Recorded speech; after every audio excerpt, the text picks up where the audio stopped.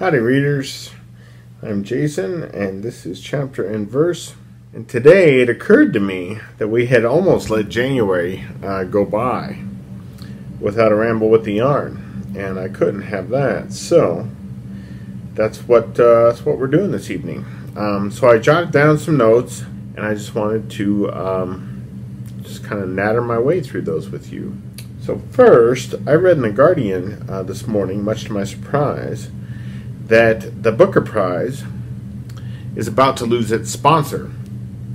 So the Man Group, which has been associated with the Booker Prize for, I think, almost as long, basically as long as I've been following the Booker Prize. There was maybe 1 or 2 years at the beginning of my following the Booker Prize where the Man Group was not associated with it. But it's been known as the Man Booker Prize for almost as long as I have been a fan of the prize. So that said, I wanted to take this opportunity to express how kind of strange it is, in my view, that a literary prize somehow feels compelled to have a corporate sponsor anyway. So the Pulitzer Prize doesn't have a corporate sponsor. Now, yes, the Pulitzer Prize, the cash award for the Pulitzer Prize is a hell of a lot smaller than the cash award for the Booker Prize. So maybe in the end it's that. I don't know. I'm not sure where the prize money comes from. I assume it comes from the sponsoring corporation. There have been writers in the past who have frowned on the Booker Prize being sponsored by the Man Group. Sebastian Faulks, for one. Yeah, I mean, it's weird, right? The Booker Prize has not been without its controversy in recent years. Starting, of course, with, maybe not starting, but most notably with the change in rules to include American authors, which my love of Lincoln and the Bardo notwithstanding, is still a change in rules that I disapprove of, let's say. And when I was in London last summer and getting to listen to all of these fabulous Booker Prize winning and nominated authors speak, Peter Carey and Julian Barnes both had very harsh things to say about that change in rules a few years ago. And when I heard them speak to that end, I was just like, well, there went you guys' chances for making the long list this year. And, I mean, I doubt what they had to say affected their chances of being long listed, but neither of them did make the long list, even though both of them had very well-received books, which actually brings me to a point that I wanted to make. So, Peter Carey's newest novel, I think it's called The Long Way Home, I think is what it is. That novel was eligible for our inaugural BookTube prize, and it did not make the final cut. And that led me to believe that Peter Carey might be too little known in these parts. So I'm wondering, those of you watching this, please leave a comment below. How many of you have read a Peter Carey novel? And if you've read it, at least one Peter Carey novel, what did you think of that book or those books? I'm dying to know, because I'm starting to get the feeling that Peter Carey is far less known in America and in England, which is where the majority of my subscribers are from. Now, I realize lots of you are from lots of other places, but I'm just speaking majorities here, that Peter Carey is far less known than he should be. I have even encountered Australian booktubers who have yet to read Peter Carey, which I just find shocking. Anyway, so let me know if you're a Peter Carey fan or not. But yeah, so I just, I read that this morning about the Booker Prize losing its sponsor.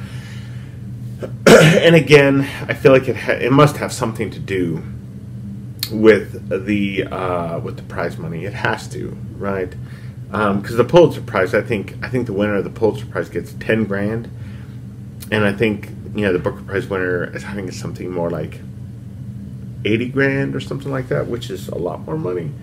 But anyhow, I was really shocked, and it'll be interesting to see who the new sponsor is. It'd be fascinating if we had, I don't know, the Fever Tree Booker Prize, or the McDonald's Booker Prize, which I would just be revolted by. But I don't know. Who knows? I guess we'll find out soon enough. So next, I wanted to let you guys know that on my channel I have made a playlist of all of the hashtag I Stand By The Road videos. And for those of you who participated in that and who made a video of your own, thank you. That was awesome. I really felt like Saturday was one of the most fun days on BookTube I have yet seen. And it was partly because of our videos, and partly because of Steve's hilarious response video. But yeah, so thank you to those of you who participated in hashtag I Stand By The Road. And if you do like or love the road and haven't yet made a video with that hashtag, intended as a kind of silent solidarity protest against the dismissing of that book by Adrian and Dalton and Steve, all of whom I love. I'm just going to say that right now. That's absolutely true. I love both of those channels. I would love to see your video, your little 15 to 20 second video showing us that you as well stand by the road. But anyway, I have made a playlist of those videos, and I want to say there are 8 or 9 of them, something like that. But that was wonderful this last weekend. And then I wanted to tell you guys as well to keep your eyes peeled. Watch this space on Thursday, because I and my 2 co-hosts, Lukash and Alex, Lukash from Totally Pretentious and Alex from Big Al Books, we 3 will be putting up announcement videos on Thursday this week for a little project that we have underway, which is going to be, I think, a lot of fun. And I suspect that a number of you will want to participate in it, fingers crossed. So be on the lookout for that. And then the last thing I wanted to just address, or just talk about for a few minutes, was the fact that, so I am planning to make a video to air the night before the Academy Awards of my 5 favorite 2018 films. Now, as you guys know, I have been a film buff for even longer than I've been a serious reader. And but because I live in Wyoming, we often have to wait longer than we should for significant films to come our way. And so I never put up a 5 or 10 best list at the end of the year, because I still haven't seen a lot of the really good stuff by that time. I'm spending the first months of the new year always catching up with the previous year's most kind of high profile acclaimed releases, and I never see enough films. Well, I shouldn't say never. There were some years in the late 90s and early 2000s where I could have made a top 20 because I had seen so many films. But anymore, I never see enough films to justify making a top 10. So I do top 5s. And I think I'm missing part of the yarn there. And so the night before the Academy Awards, I will put up a video that is essentially my top 5 films released in 2018 video, and maybe 1 or 2 really bad movies in there as well. There's one in particular that I've got some pretty harsh things to say about. But in the meantime, I'm trying to get caught up on 2018 films that we're either just now getting or that have been recently released on DVD, so that my list can be as informed as possible. I just saw The Favorite over the weekend. I still, in the next few weeks before the Oscars, I want to see Roma, obviously. Although I have a thing about Netflix releasing these films. So I get it, right? Roma is in Spanish. It's in black and white. It was never going to come to Casper, Wyoming in the first place on a big screen. But I have been known to travel long distances to see movies on the big screen. I have been known to plan vacations around seeing a movie on the big screen. And so who's to say if I wouldn't have done that, right? If it had been in Denver, maybe it still is in Denver for all I know. However, that wasn't the case. Netflix is releasing these films theatrically in the most kind of token way imaginable, which irritates me. And so even if I don't get to see a film on the big screen, I like to know that I had the chance to do so. If I wanted to take it, I had the chance to do so. And the way that Netflix is kind of operating, that isn't the case for somebody who lives in central Wyoming, right? I mean, hundreds of miles away from a cinema that might be showing one of these.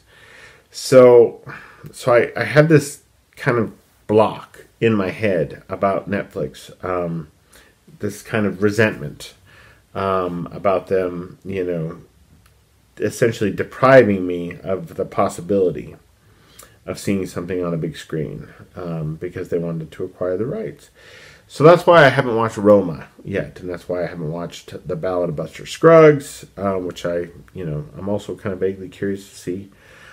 But so I still have to see Roma, which I will, and I still have to see Come Sunday, which is another Netflix film, but looks amazing. So I plan on seeing those two before the Oscars for sure, and then I'm also going to try really hard to see Black Klansman and Leave No Trace, even though it's not up for Oscars, but I think it looks really good. And this is about my 5 favorite films from last year, so it doesn't matter if it's nominated for Oscars or not. And then the last movie that I'm going to be sure to see, because I just checked it out from the library today, is the movie that I am most excited to see from 2018, and that is Sweet Country, an Australian Western from a filmmaker named Warwick Thornton.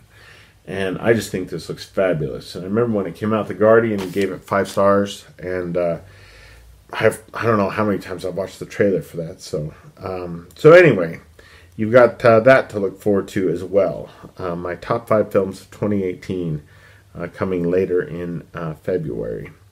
But I'll leave it here. Get a little bit more crocheting done. I'm almost ready to start a new skein of yarn. Don't forget, Thursday, announcement video right here and on the Bookish channel, Totally Pretentious, and Alex's channel, Big Al Books. So be on the lookout for those.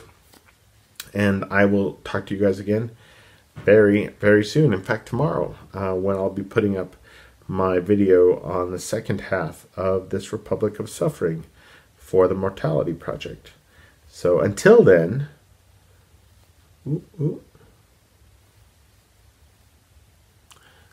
adios.